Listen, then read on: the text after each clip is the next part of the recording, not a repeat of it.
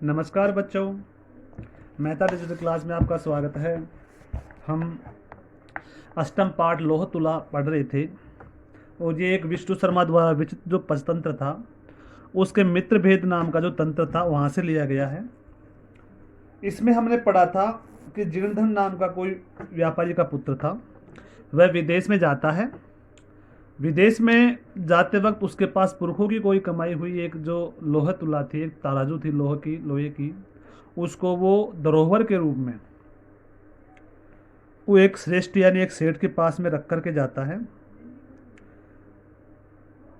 जब कई दिनों तक वो विदेश में रह करके कमा करके वापस आता है तो वो आकर के सेठ से अपनी तुला मांगता है।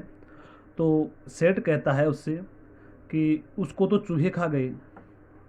अब वो कहता है कि इसमें तुम्हारा कोई दोष नहीं है, ऐसा होता है संसार में, संसार की यही है। तो मैं नहाने के लिए जा रहा हूँ, तो आप अपने जो पुत्र है उसको आप मेरे साथ में जो सामग्री है नहाने की, साबुन वगैरह जो है वो दे करके आप भेज दीजिए। तो अब देखिए आगे क्या होता है वो आपके इस पाठ में बताया गया है। अथ असौ श्रेष्ठिपुत्रः धनदेवः स्नानोपकरणम् आदाय पृष्ठमनः तेन अभ्यासगतेन स प्रस्थितः तथा अनुत्थिते स वणिक् स्नात्वा तं शिशुं गिरिगुहायां प्रक्षिप्य तद्वारं बृहत्शिलया आच्छाद्य सत्वरं गृहमागतः। अब देखो क्या होता है।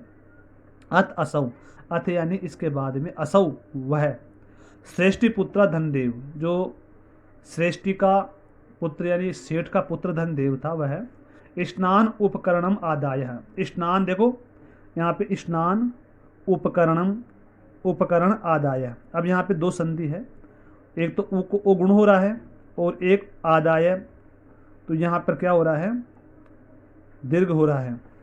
यानी स्नान का जो सामान है, उपकरण थे, उसको लेकर के पृष्ठमनः प्रसन्न मन से तेन अभ्यागतेन स प्रस्थित है। तेन यानी उसके, अभ्यागतेन पीछे पीछे जो था वह चला जाता है, प्रस्थान कर जाता है। तथा अनुष्ठिते शैवणिक स्नात्वा, तथा अनुष्ठिते विधि पूर्वक वहां पर स्नान करने के बाद में वह वणिक जो व्यापारी था, तम शिशुम उस शिशु को, उस बालक को, गिरि गुहायाम, गिरि गुहा का मतलब होता है पर्वत की गुफा में, पर्वत की गुफा, प्रक्षिप्य छुपा करके, रख करके मान लो या छुपा करके, तद्वारम उसका द्वार जो था वो बृहत शिला, बड़ी शिला, बड़ा एक पत्थर से, आच्छाद्य छुपा करके, ढक करके, सत्वरम तत्काल ही उस समय गृहम आगतः घर आ जाता है। यानी वो क्या करता है, वणिक पुत्र विधि पूर्वक वह स्नान करता है और उस बालक को वहां जो पर्वत था उसके एक गुफा के अंदर छुपा करके उसके द्वार के ऊपर बड़ा एक पत्थर रख करके आ जाता है।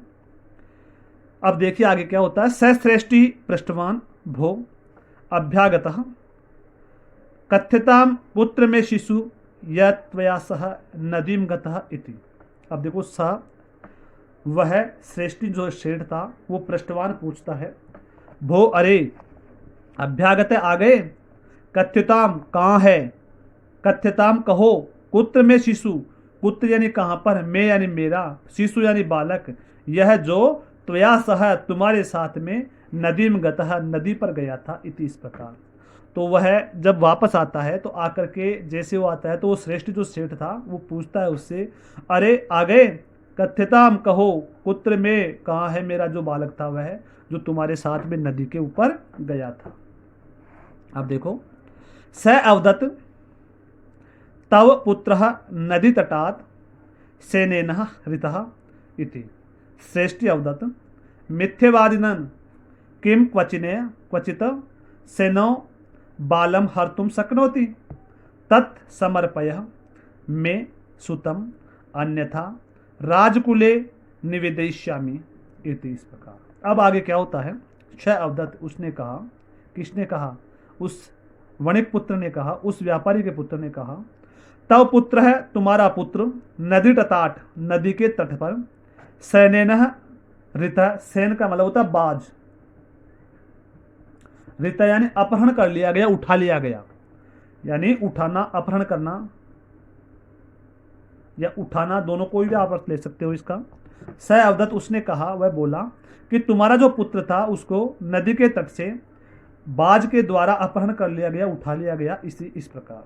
श्रेष्ठी अवदत, उस व्यापारी ने, उस श्रेष्ठ यानी सेठ ने कहा, मिथ्यावादी ने, मिथ्या यानी झूठ मत बोलो, किम क्या, क्वचित कोई, सेनेनो बाज के द्वारा, बालम हर तुम सकनोती, बालक को हरण किया जा सकता, उठाया जा सकता है, यानी कोई बाज जो है वो बालक को उठा सकता है या अपहरण कर सकता है। तत्समर्पया, मैं सुतम अन्यथा, तत् यानी तब, समर्पयम वापस दे दो, मैं यानी मेरे सुतम मेरे पुत्र को, अन्यथा राजकुले नवेदेश्यामी थी, वरना मैं राजकुल में, राजभवन के अंदर जो राजा का है उसके पास में निवेदन करूंगा, उसके पास शिकायत करूंगा। तो वो मतलब कहता है कि तुम्हारा जो बालक था उसको एक बाज के द्वारा उठा लिया गया। तो वो सेठ बोलता है, क्यों झूठ बोल रहे हो तुम, किस कोई जो बाज है वो भी क्या किसी बालक को उठा सकता है? तो इस प्रकार मेरे बच्चे को वापस दे दो, वरना मेरे राजकुल है, जो राजा का स्थान है, वहां पे तुम्हारी शिकायत करूंगा। स अकथयत भो सत्यवादिनः यथा सैन्योन बालम न नयति तथा मूसकः अपि लोह घटिताम तुलाम न बक्ष्यन्ति ही तद अर्पयम मे तुलाम यदि दारकेण प्रयोजनम इति।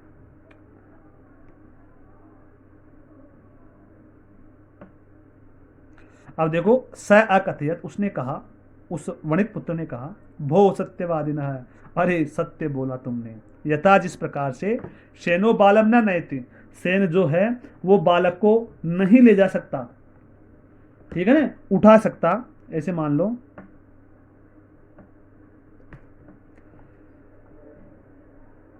न नयति तथा मूसका अपि लोह घटिताम तुलाम न बक्ष्यन्ति, तो मूसक जो है वो भी लोह घटिताम, लोह से बनी हुई जो तुला है उसको न बक्ष्यन्ति, नहीं खा सकते।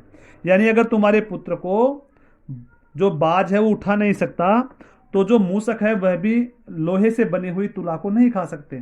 तद अर्पय मे तुलाम, तद अर्पय, तो वापस दे दो मेरी तुला, यदि दारकेण प्रयोजनम, अगर आपके पुत्र को चाहते हो तो, यानी आपका जो पुत्र है उसका प्रयोजन में, उसके एवज में मेरे तुला वापस दे दो और वो आपको वापस मिल जाएगा।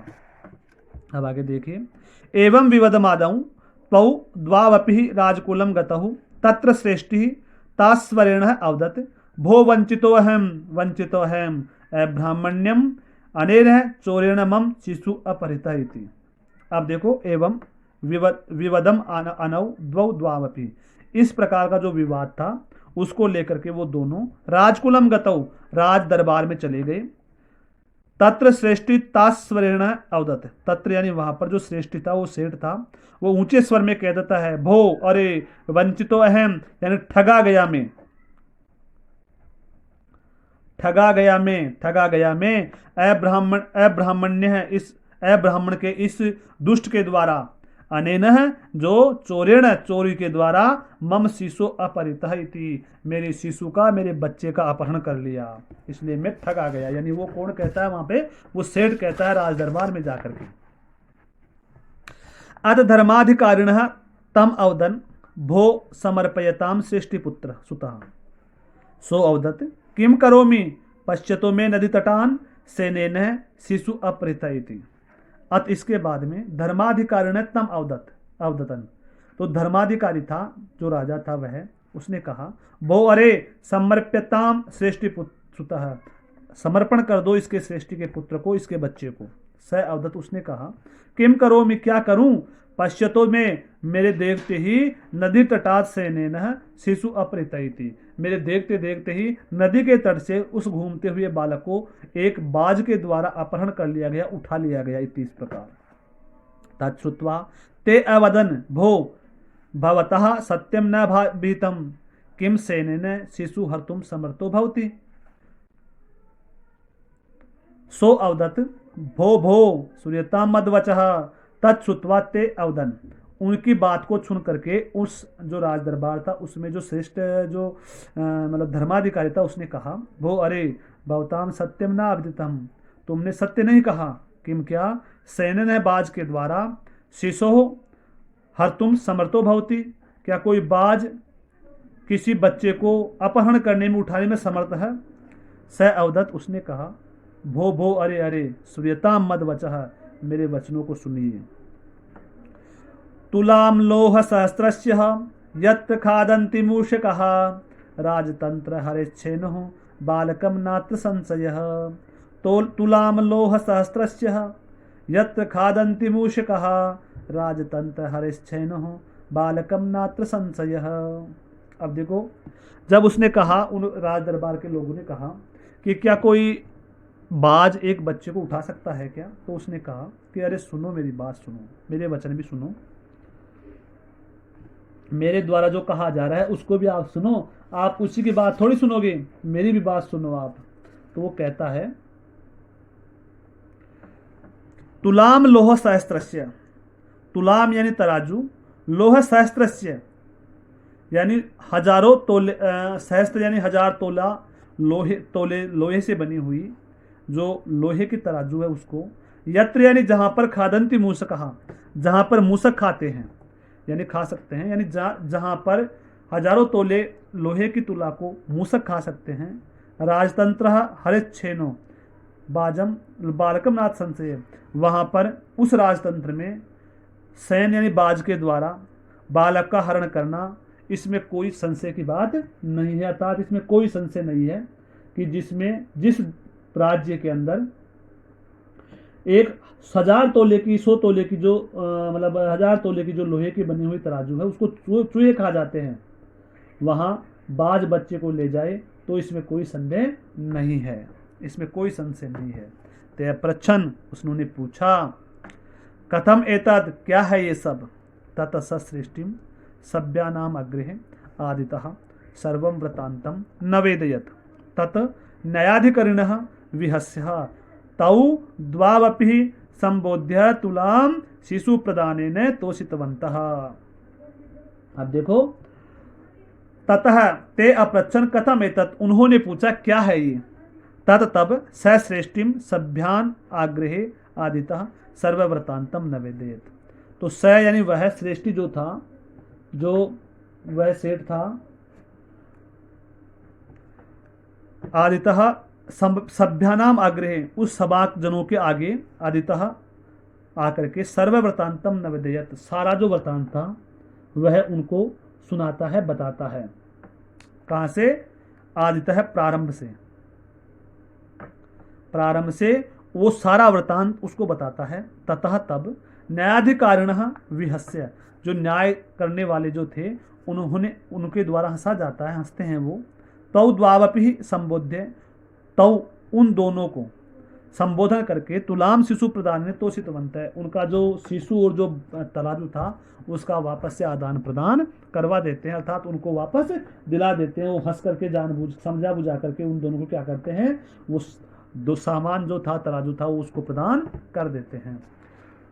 इस प्रकार से आपका जो ये पाठ है वो पूर्ण होता है। इसमें हमने एक कथा को पढ़ा कि किस प्रकार से उस वणिक पुत्र ने अपने दिमाग से उस श्रेष्ठी को सबक सिखाया और अपनी तराजू भी वापस ली। तो हमें हमेशा अपने जो बुद्धि है उसका प्रयोग करना चाहिए। इसके कठिन शब्द और देख लो एक बार। अधिष्ठाने, स्थान पर, विभक्षयात, धन के अभाव के कारण, स्वीवीर्यतः, अपने पराक्रम से, लोह गठिका तुल्हा, लोह से बनी तराजू, निक्षेपः, धरोहर, भ्रांत्वा, पर्यटन करके हैं, त्वदीया, तुम्हारी, ईदृशः, ऐसा ही, एनम, इसे, एतत् शब्द, ठीक है ना, एतत् एनम, या आपके जो है ना वो लिंग शब्द में इत्यादि में प्रयुक्त होता है, तो आपके बताया गया है, देखना इसको। आत्मीयम, अपना, स्वानोपकरण हस्तम, स्नान की सामग्री से युक्त हाथ वाला, समर्पय, दो, विवदमानव, झगड़ा करते हुए, तारस्वरेण, जोर से, अवदन, बोले, अभिहितम, कहा गया है, मद्वचः, मेरी बातें, आदितः, आरंभ से, नवेदयत, निवेदन किया, विहस्य हंसकर, संबुद्ध समझा बुझाकर। यह आपकी जो कठिन शब्द हैं। और आपका जो संस्कृत का अध्याय का जो हिंदी सरलार्थ था वो मैंने बता दिया है आपको। तो आप इसमें कठिन शब्द, हिंदी सरलार्थ और कुछ जो मतलब इसके अंदर संधि वाले जो पद आए हैं उनको आप प्रत्यक्ष से लिख करके आप होमवर्क करोगे। धन्यवाद बच्चों।